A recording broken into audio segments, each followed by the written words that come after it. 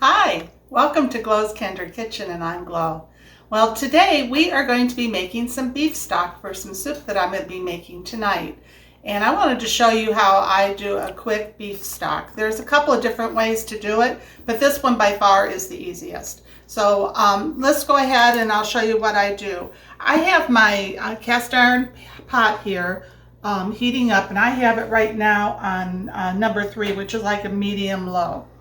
I have 2 bones left from Christmas that are from a prime rib, and we just prepared, I think it was about a 6-pound prime rib, and these are the bones left, and I have some meat left as well, and I'll use some of that in the soup as well. So the first thing you do is I use duck fat, and I had never tried this till I was at the grocery store one day, and they were preparing steaks, and they offered me a piece, and I decided to take it, and I got to tell you, it was like, what are you cooking that steak in? It was delicious. It was duck fat.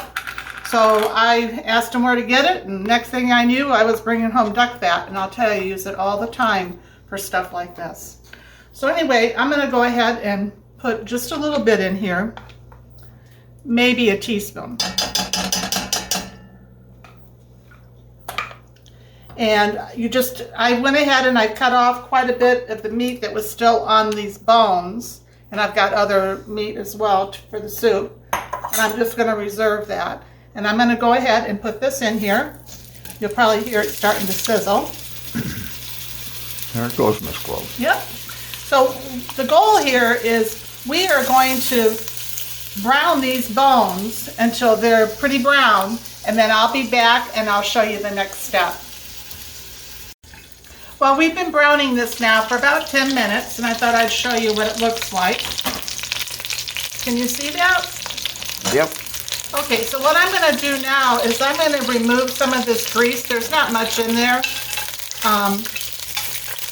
So I'm going to leave probably about, a teaspoon to a teaspoon and a half in there. And the rest of it I'm going to remove.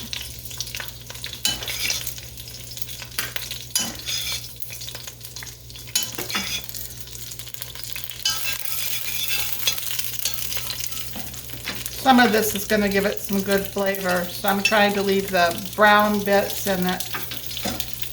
There, I think that's good. So can you see how the meat browned really nice? Looks good, Miss Glow. Let me show you.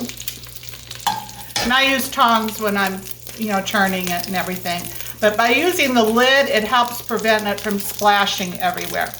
Otherwise, it will make a little bit of a mess. all over my legs. It didn't get all over your legs. No, I said from splashing all over my legs. It looks good. Okay. So the next step is I have cut up 1 onion and I left the peel on. By leaving the peel on, it's going to give your broth a lot more flavor, or your stock. So what I do before I even cut the onion is I wash it under the faucet. I'm going to go ahead and put that in. Okay. I have 1 carrot. I did not peel it, and I scrubbed it really well. It's organic.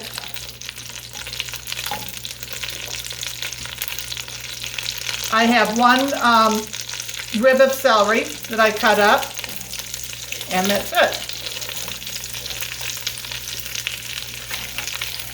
So we'll just disperse that in there. And I've got 8 cups of water, or 2 quarts. And this should be enough to cover it.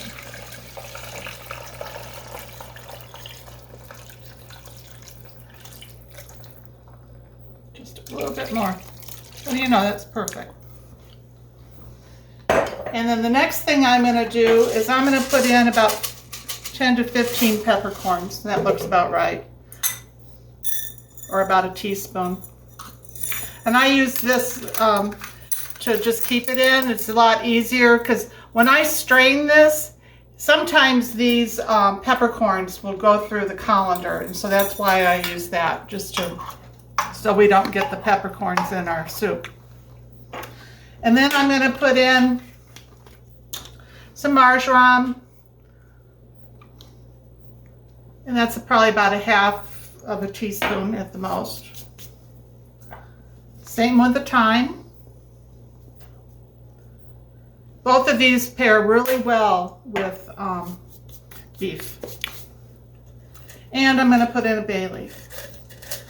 Let's see what we come up with in here. That's kind of small, so I'm going to do one more.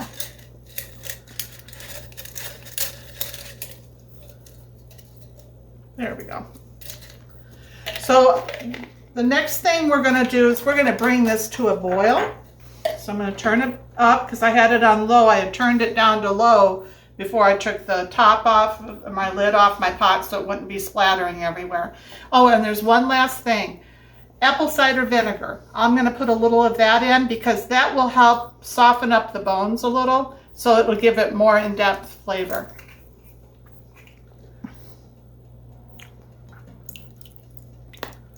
That's about a teaspoon.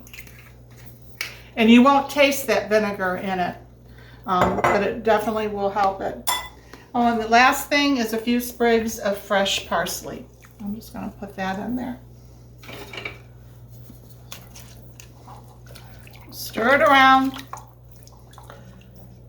I'm going to put the lid on it, and when it comes to a boil, I'll be back to show you what it looks like, and then we're going to turn it down to very low setting, the lowest setting, and we're going to let this cook for a couple of hours. So I'll be back.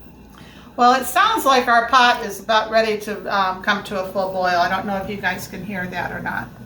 I can. Actually, you can see the steam coming. So let's go ahead and lift it. Now I should lift my lid away from us. That's oh yeah, right. look at that. It's going boil, full boil there. Yeah. So the next thing we want to do is to turn it down. So I'm going to turn it down to low. And this is going to cook for a couple of hours. And I wanted to show you too before we go. This here that I put the peppercorns in is called a tea infuser. And you can use it for many things, but I use it quite a bit for cooking stocks and stuff and soups. And I also wanted to share something else with you that we found this past spring. This is a diffuser to put on your burner. My burners cook hot, and so this is very beneficial. So probably as this is cooking, if I can't get it down to a very low simmer, I'm going to put this under my pot in between the pot and the burner and put it on low, and it works perfect. Works real good. That's yeah, I really like it. Picked that up over in Tennessee. Yep. So anyway, I just wanted to share that little trick. So we'll be back in a couple of hours. And one other thing too, I don't know if you noticed, but I have not put any salt in this. When you're making a stock, it's best not to include stock or salt in it because you're not sure what you're going to use it for. Yes, today I do know what I'm going to use it for, but I still won't put the salt in it until I am actually making my soup. But I just thought I'd mention that. See you back in a couple of hours. Well, our stock here has been busy bubbling away, and I have it on a number 2 on my stove, which is medium low. Smells delicious. Yes, it does. So let's see what it looks like here. Oh yeah, that's nice. Let's see what these bones look like. Yep, the meat, you can see how clean these bones are. Whoop, that was an onion peel. Here, let me get my tongs so you guys can see. See how clean that got? Looks pretty clean there, Miss Glow. Yeah. So what we're going to do now is we're going to be straining this. And I'm taking the bones out first so that it doesn't make a big mess. That's the tea infuser.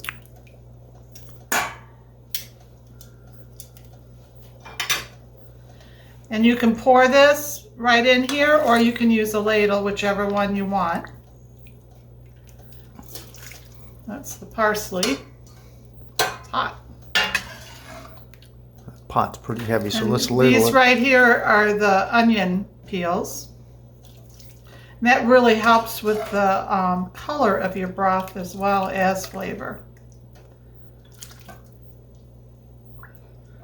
So like when you're peeling onions, if your onions are pretty clean, you know, the peels, save them and put them in your freezer for when you do these stocks. It really, and also like the end pieces of your celery and your carrots, your peels, whatever you have that you think might be good in a stock, save it.